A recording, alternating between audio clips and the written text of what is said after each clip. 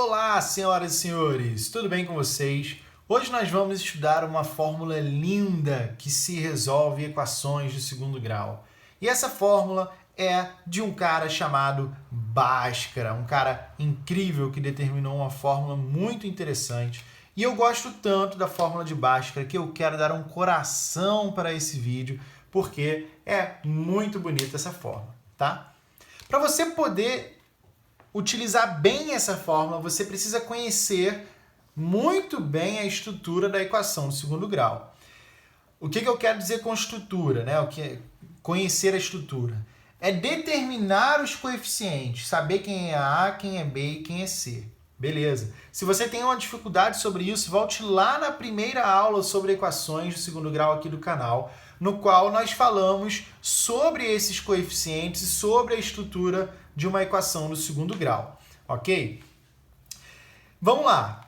A equação de Bhaskara, a fórmula de Bhaskara, melhor dizendo, ela é utilizada para determinar as raízes de uma equação do segundo grau.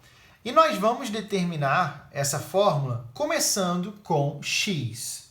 Esse x aqui é x igual a alguma coisa, tá? Esse x quer dizer o valor, quer dizer a raiz da equação. Então, a raiz da equação é igual menos o coeficiente b, e aí entra mais ou menos a raiz quadrada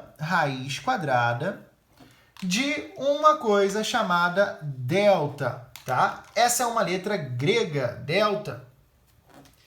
E tudo isso vai ser dividido por 2 vezes o coeficiente a, beleza?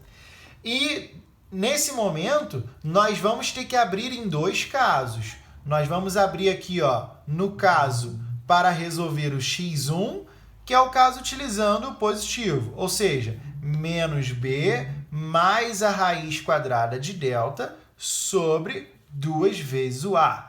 E vamos abrir o segundo caso também, que é o caso para descobrir o x2, que é menos b menos a raiz quadrada de delta sobre 2 vezes o a.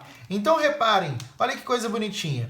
Esse cara, ele tinha mais e menos na fórmula. Por quê? Porque somos obrigados a abrir em mais e menos, para dessa forma termos a raiz 1 e a raiz 2. Ok? E, obviamente, isso daqui vai ser um resultado fácil de se trabalhar. Agora, eu tenho certeza que você está se perguntando assim, mas quem é o raio do delta? O delta é uma outra fórmula. E essa outra fórmula leva o coeficiente b e c, que fica b ao quadrado menos 4 vezes o a e o c. Ou seja, leva todos os coeficientes, né? Eu falei que levava b e c, mas leva todos, tá? E um detalhe muito importante, sempre é negativo, ok? Então, qual é a minha sugestão para você? Comece pelo delta. Primeira coisa que você vai resolver é o delta, primeira coisa, tá? Por quê? Porque depois nós vamos trabalhar esse cara de um jeito melhor, tá? O nome dele é discriminante. Ele é o discriminante da fórmula de Bhaskara, tá? E é possível encontrar 3 resultados para ele, que é o delta sendo maior que zero, delta maior do que zero. Sendo um segundo aqui, o delta igual a zero. E o terceiro caso, você já entendeu, que é o delta menor do que zero. São esses 3 casos possíveis, tá? Eu estou adiantando um pouquinho do conteúdo aí, para que a gente possa ganhar tempo, tá? Então, olha aí, nós temos... botei igual de novo. Nós temos maior que zero, igual a zero e menor que zero, tá? Ou seja, você pode achar um cara positivo, ou o zero, ou então você pode encontrar um cara negativo, tá bom? Por enquanto, o que eu vou falar para você? O problema está aqui. Se você achar um delta negativo, A consequência é x1 e x2 não pertencem aos reais. Dessa maneira, então, o que vai acontecer?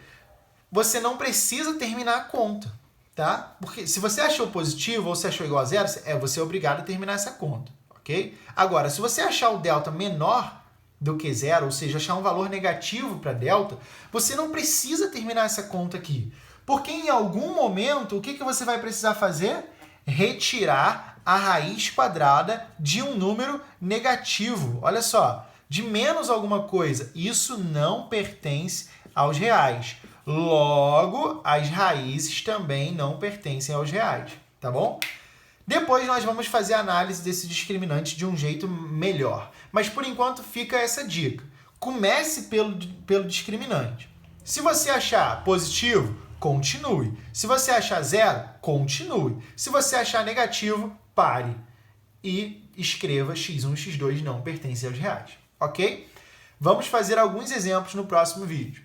Valeu!